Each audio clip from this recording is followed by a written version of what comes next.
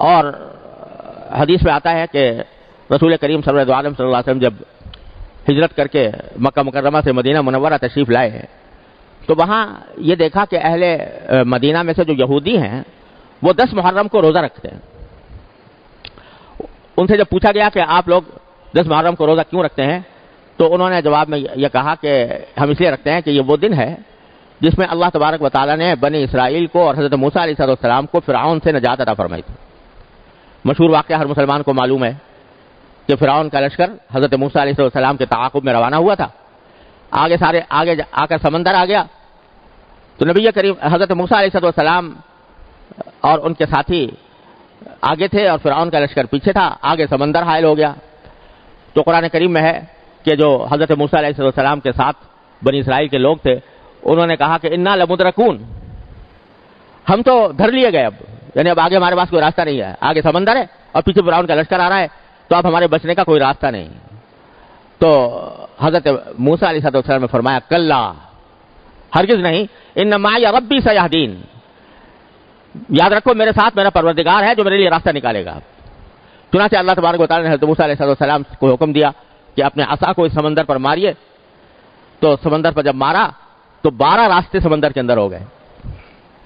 12 راستے، کیونکہ 12 قبیلے تھے بنی اسرائیل کے تو ہر قبیلے کے لیے ایک راستہ دونوں طرف. قرآن کریم میں ہے کہ ہم نے پانی کو اس طرح روک دیا کہ ہر طرف پانی جو ہے پہاڑ کی شکل میں کھڑا ہو، کالطود العظیم. ہم ایک بڑے پہاڑ کی طرح ہم نے پانی کو اس طرح روک دیا جیسے وہ دیوار کھڑی ہو گئی اور حضرت موسیٰ علیہ السلام کا لشکر پار ہو گیا. جب فرعون نے دیکھا کہ راستے بن گئے تو اس نے سوچا کہ میں بھی اس میں داخل ہو جاؤں. وہ بھی داخل ہوا، لیکن جب بیچ سمندر کے پہنچا تو اللہ تعالیٰ نے پانی کو حکم دے دیا کہ وہ مل جائے تو وہ غرق ہو گیا. یہ واقعہ قرآن کریم نے بھی جگہ جگہ بیان فرمایا ہے. اور یہودیوں نے کہا کہ ہم چونکہ عاشورہ کے دن 10 محرم کو حضرت موسیٰ علیہ السلام کو اللہ تعالیٰ نے فتح عطا فرمائی فرعون کے اوپر اور فرعون کو غرق کیا تو اس کی وجہ سے ہم آج کے دن روزہ رکھتے ہیں.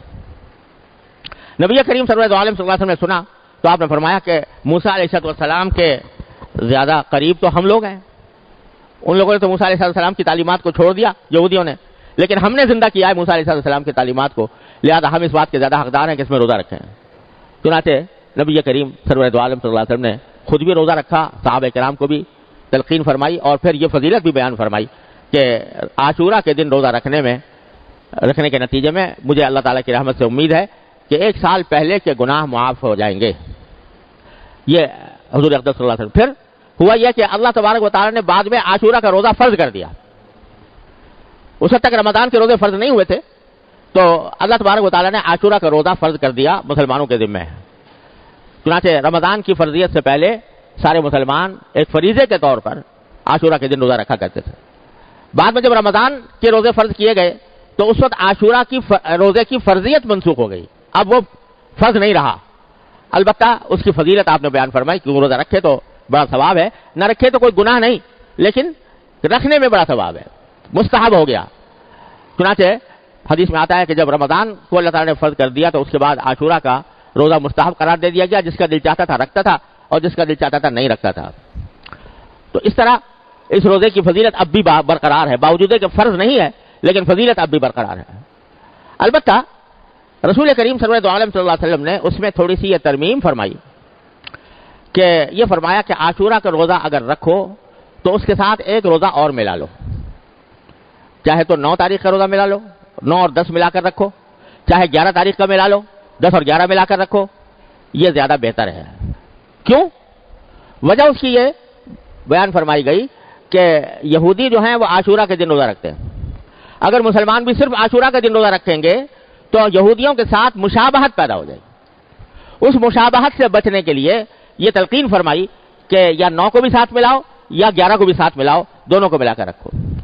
اس سے یہ بھی اندازہ کیا جا سکتا ہے کہ نبی کریم صلی اللہ علیہ وسلم کو غیر مسلموں کے ساتھ مشابہت یہ کتنی ناگوار تھی. حالانکہ مشابہت یہاں کسی بری چیز میں نہیں ہو رہی تھی، روزہ رکھنے میں ہو رہی تھی، ایک عبادت کے کام میں ہو رہی تھی، لیکن اس مشابہت کو بھی رسول کریم صلی اللہ علیہ وسلم نے پسند نہیں فرمایا. فرمایا کہ اس مشابہت کو بھی ختم کرو، اس کے ساتھ کوئی روزہ ملا کر رکھو تاکہ ان کے ساتھ مشابہت نہ ہو.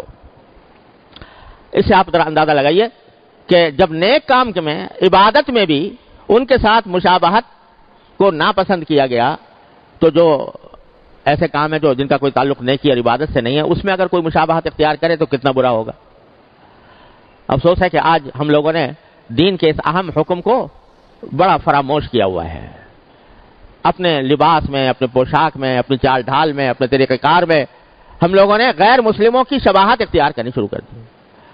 اس کا نتیجہ یہ ہے کہ پہلے تو یہ ہوا کرتا تھا کہ آپ کہیں بھی چلے جائیں، مسلمان دور سے نظر آتا تھا یہ مسلمان ہے۔ اس کا لباس، اس کا حلیہ، اس کا سر سے لے کر پاؤں تک اس کا انداز رہن سہن وہ بتلا دیتا یہ مسلمان ہے۔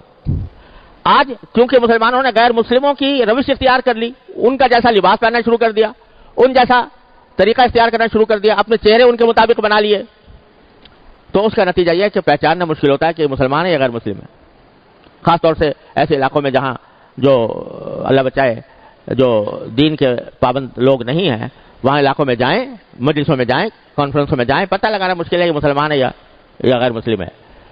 رسول کریم صلی اللہ علیہ وسلم اس طرح واضح امتیاز قائم کرنا چاہتے تھے کہ مسلمانوں کو دیکھ کر پتہ لگایا جا سکے کہ یہ مسلمان ہے، اس لیے آپ نے اس مشابہت کو ناپسند فرمایا۔ لہذا فقہاء کرام نے فرمایا ہے کہ تنہا روزہ رکھنا عاشورہ کا اس میں مکروہ تنزیہی ہے، یعنی گناہ تو نہیں ہے لیکن اس سے بچنا بہتر ہے، اور بچنے کا طریقہ یہی ہے کہ یا تو 9 کا روزہ ساتھ ملائیں یا 11 کا ملائیں، اور اس سے جو عظیم اصول نکل رہا ہے وہ ہر مسلمان کو سمجھنا چاہیے کہ یہ مشابہت کا طریقہ کو جو ہم اختیار کیے ہوئے ہیں ہر چیز کے اندر، اس کو خدا کے لیے چھوڑے، مشابہت پیدا کریں نبی کریم صلی اللہ علیہ وسلم کے ساتھ، مشابہت پیدا کریں آپ کے صحابہ کرام کے ساتھ، تو معلوم ہو کہ یہ مسلمان ہے، واقعتاً ان کے دل میں نبی کریم صلی اللہ علیہ وسلم کی محبت ہے، آپ کے صحابہ کرام کی محبت ہے۔ لیکن دوسروں کا طریقہ اختیار کر کے مشابہت پیدا کرنا، اللہ تعالیٰ ہر مسلمان کو اس سے محفوظ رکھے۔ تو یہ دوسرا حکم ہے عاشورہ کے سلسلے میں